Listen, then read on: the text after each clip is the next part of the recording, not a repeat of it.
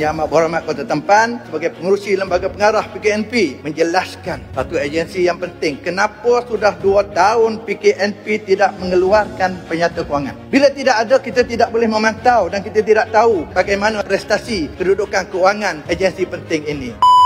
Yang Mohd Bunus Manggul, penyata kewangan bagi tahun 2020 hingga 2022 telah dibentangkan tahun lepas.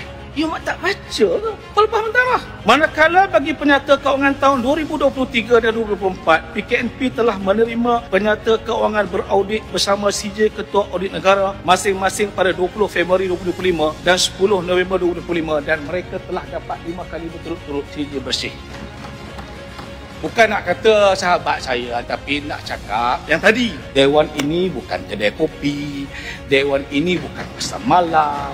Dewan ini bukan pentas ceramah. Dewan ini Dewan Perundangan. Whatever you say here menjadi undang-undang. Sebab tu sebelum saya datang, saya baca handset, saya tengok video. Nak pastikan saya tidak berbohong dalam Dewan yang mulia ini. Sebab dia menjadi undang-undang.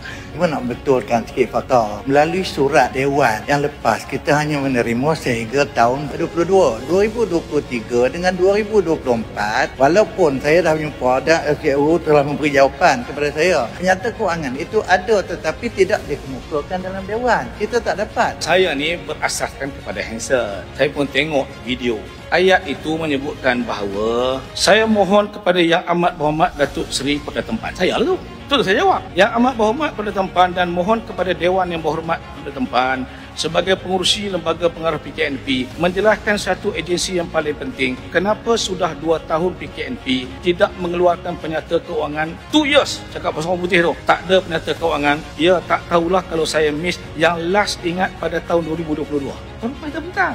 Jadi yang amat terlepas tahun lepas tu. 2022, penyata 2022 tu dibentang tahun lepas. Itu maksudnya. Ya Mat. Dan PKNP pun dia ada kekangan sebab dia ada listed company.